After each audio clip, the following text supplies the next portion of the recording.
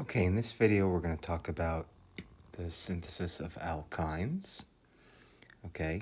And it turns out that we can make alkynes from alkenes.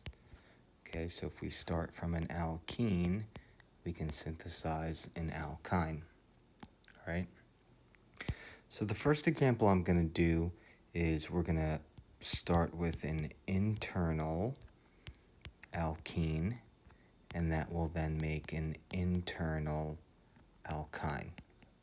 And we'll see in a second what I mean by the term internal, all right? And basically what I mean when we have an internal alkene, we're going to have a di-substituted alkene, okay? So let's just take a simple example here. Here I have a di-substituted alkene, all right? And we can make an alkyne from this using two steps. Step one, we use Br2. Okay, step one is using Br2. And you can include the solvent in here if you want. Usually the solvent is non-reactive, CCl4. Followed by step two, we're going to add a base, and that base is usually KOH or NaNH2. Okay, so KOH would get you an OH minus, and that would act as a base. Or you could use NaNH2, which is NH2 minus, also a base in this reaction. And in this reaction, we're going to be synthesizing an alkyne. Right, notice how I draw the alkyne. I'm drawing this as a linear molecule because we know that these bond angles here are 180 degrees, okay? And it's important that we draw the molecule that way, right? Because we can draw bond angles of 180, we do need to draw them that way, okay?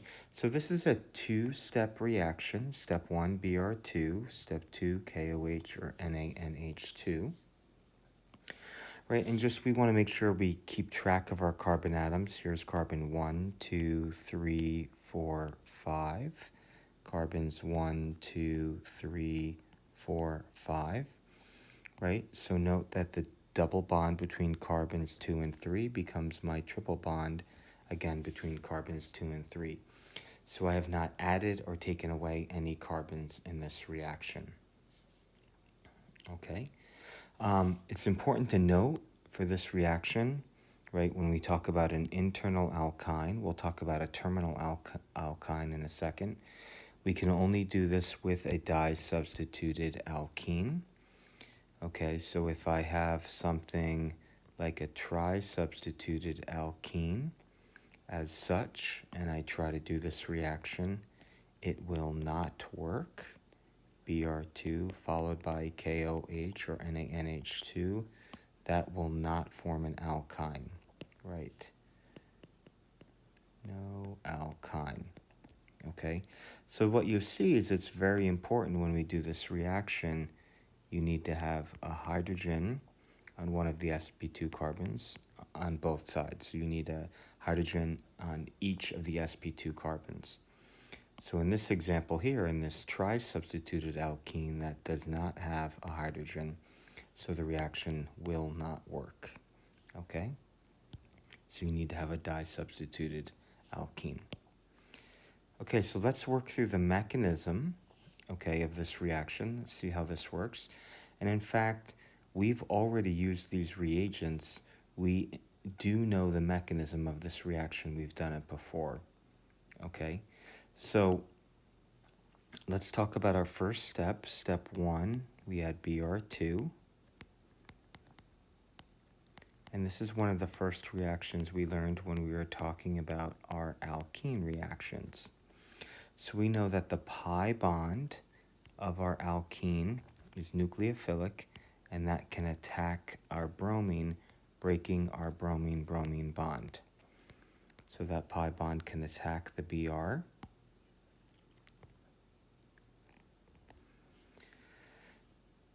Thereby adding a bromine to one side, forming a carbocation on the other.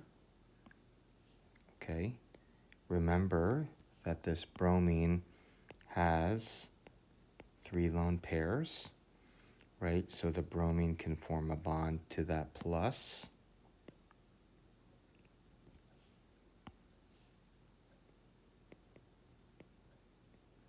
So the bromine had 3 bonds and 3 lone pairs and 1 bond. Okay, now because one of those lone pairs formed a bond to that carbon, the bromine has 2 bonds and 2 lone pairs, and then the bromine has a positive charge.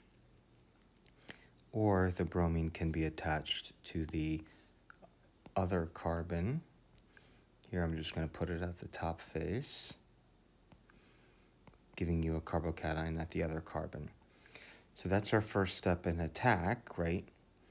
Then the second step, right, when we break this bond here, that leaves us with a Br minus.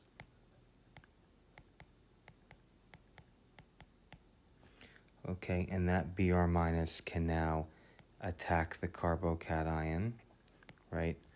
Or you can attack the other side here, break that open.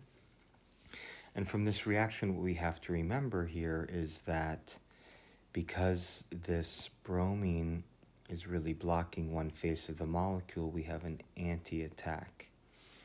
Okay, so when the bromine attacks here again, right, we have to have, remember we have stereochemistry associated with this. So now these 2 bromines are going to be opposite each other. They're going to be trans. Okay, so this is the product we have in step 1. This is one of the reactions we learned from an alkene. Okay, so that's the product after step 1. So let's see what happens when we add our second reagent, KOH or NaNH2. Now this is going to act as a base, all right? And essentially what we're going to do here is we're simply going to do an E2 reaction. In fact, we're going to do 2 E2 reactions, all right? If you remember from our E2 reactions, our hydrogen has to be anti. So I'm just going to redraw this molecule here where my hydrogen that I'm going to abstract is anti. So I'm just rotating this bond here. So here we have our bromine. When I rotate that bond here, now our bromine would be coming towards us. And I'm going to draw in our hydrogens, right? So if we remember, we had our 2 hydrogens here. I'm now going to just draw these in with the stereochemistry to see how a bond can rotate to do our E2 reaction. Okay, so when we add our KOH or NH2, that will give me an OH minus or an NH2 minus, and this is going to act as a good base. So I can take the electron, a lone pair from the O or the N, either one, and that's just going to depend upon if I wrote KOH, we're going to use the OH minus. If I use NaNH2, we write the NH2 minus. So it just depends upon which base you're actually using. This lone pair is going to come in and do an E2 reaction. It's going to abstract the hydrogen. That carbon-hydrogen bond will break to form a new double bond, kicking out our leaving group as our bromine. Right, so we're doing an elimination reaction. When we do that,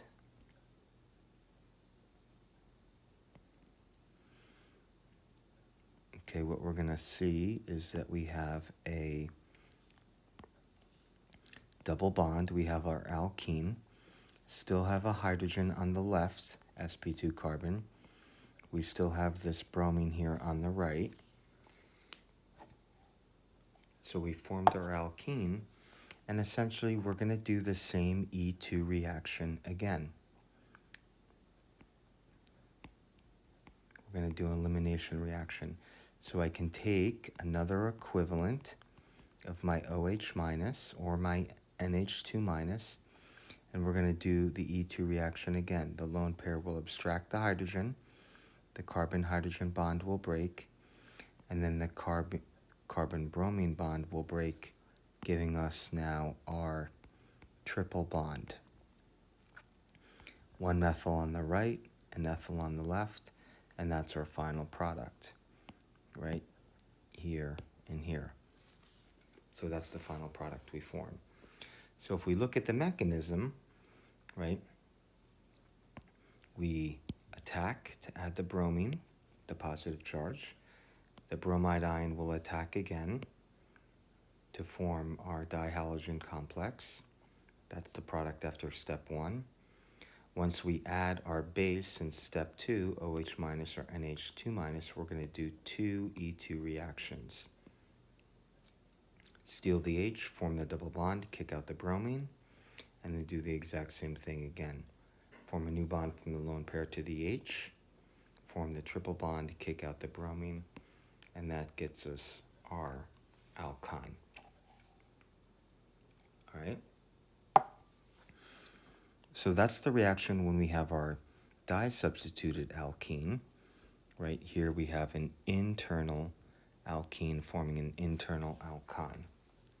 So now I want to look at the reaction when we have a terminal alkene, a mono-substituted alkene, because it's going to be a little bit different. All right. So here, if we start with a mono-substituted alkene,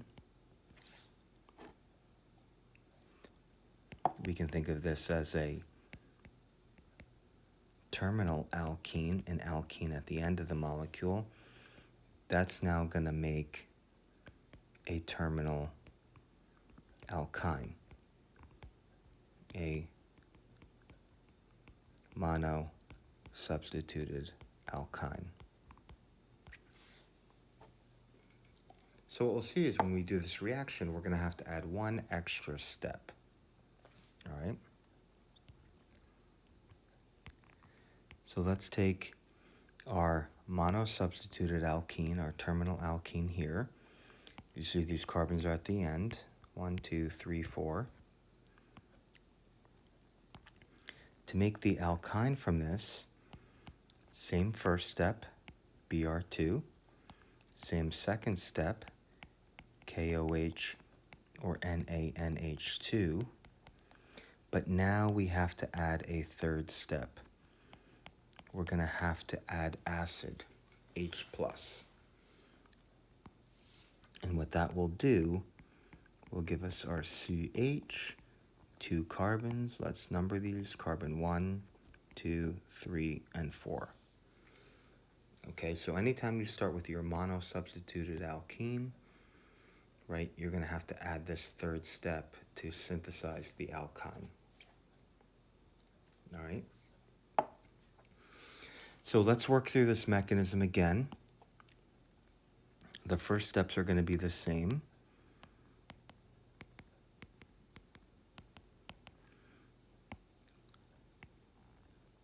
Our alkene will attack the bromine, break the bromine bond.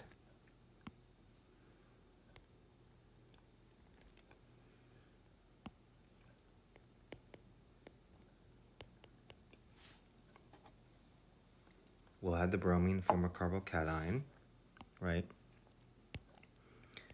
Remember that the bromine can be attached to both of the carbon atoms, giving the bromine the plus charge, right? Or it can be attached to the other side.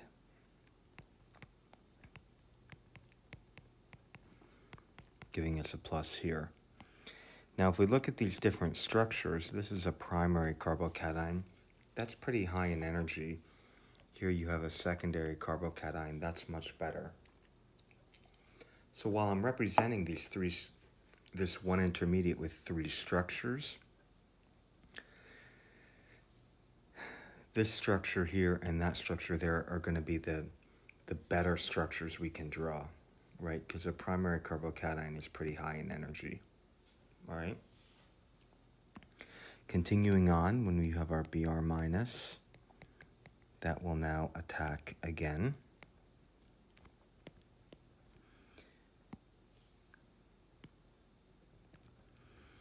So we'll add our 2 bromines here.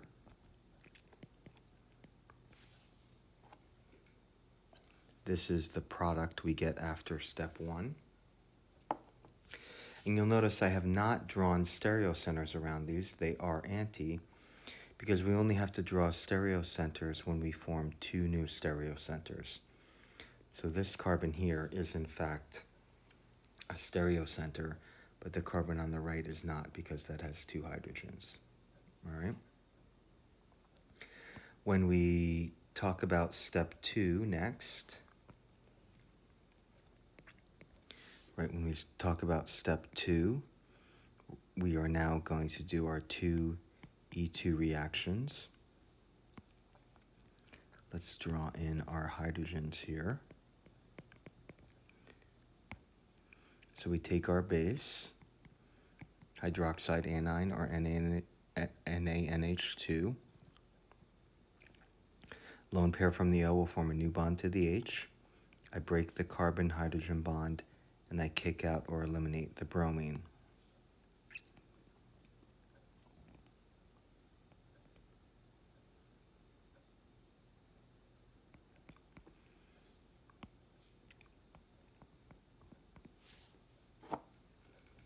All right. So we've gotten rid of the middle bromine. We still now have our double bond. We're going to do the same thing again.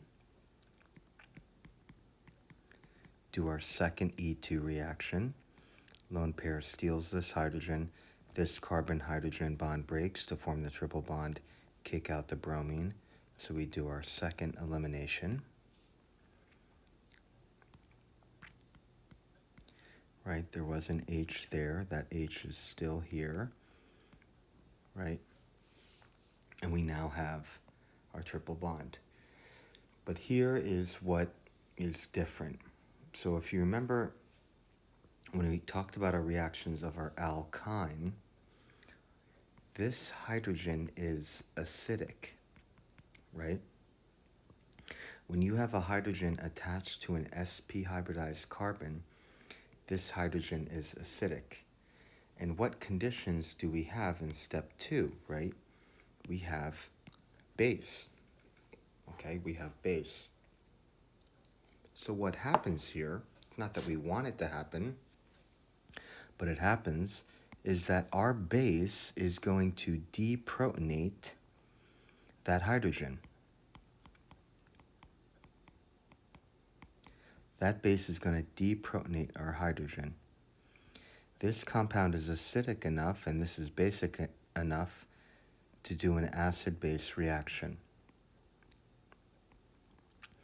So we're going to deprotonate that hydrogen.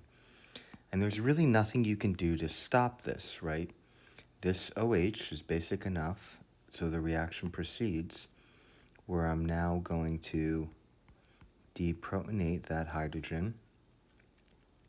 This bond becomes a lone pair on our alkyne, and that forms the acetylide anion.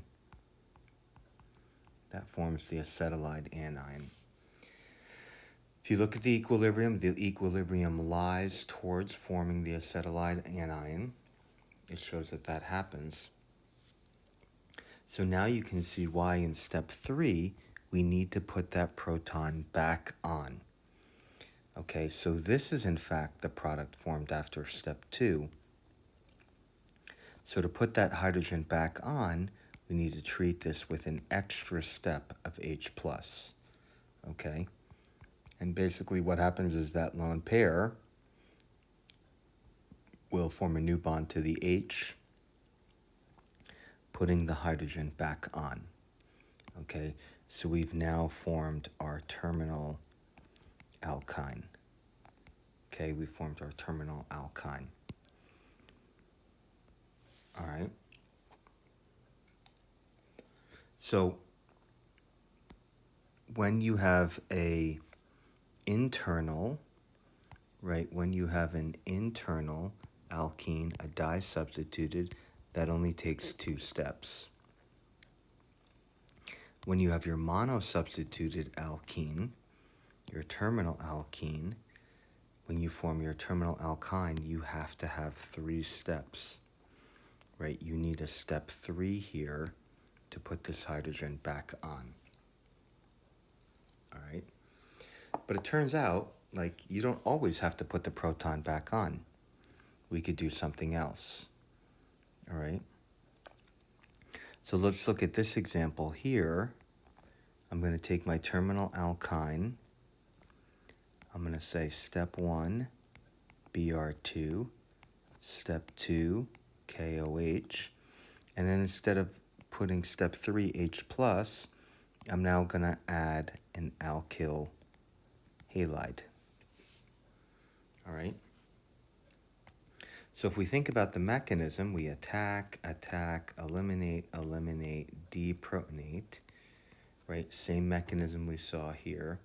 Attack, eliminate, deprotonate, right? Remember, this is the product formed after step 2. So we attack, eliminate, deprotonate. That will give us our acetylide anion, right?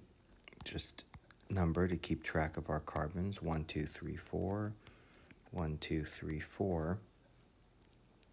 This is the product formed after step 2. So now what have I done in step 3, right? So we've made an acetylide anion. And what we remember about the acetylide anion, it can act as a base and you can protonate it to form the alkyne, right? So we just saw if we added step 3, H+, we would form our triple bond. But there's another option here. When I add my alkyl bromide, so if I add an alkyl bromide here in step 3, right, we know that the acetylide anion, besides being basic, is also a very good nucleophile. And then our alkyl bromide here is a good electrophile. And this is the last reaction we saw in our alkyne reaction worksheet. So what can happen here is our acetylide anion as a nucleophile can attack the carbon connected to the bromine and break that carbon-bromine bond. Okay, and we'll see a little later, this is called an SN2 reaction. We're going to be learning that next. All right, so what do we get out? We have our triple bond, 1, 2, 3, 2 carbons. We numbered these carbons 1, 2, 3, 4. And I've now added 2 more carbons. So let's label these carbons. We'll call this carbon connected to the bromine A, the other carbon B. So we have now added 2 more carbons, carbon A and carbon B. Okay, so we talked about synthesizing an alkyne internal, synthesizing an alkyne terminal, right? But now if we change this step 3, right, we can actually form a carbon-carbon bond, right? So here we formed a carbon-carbon bond like the last reaction we saw in our alkyne worksheet.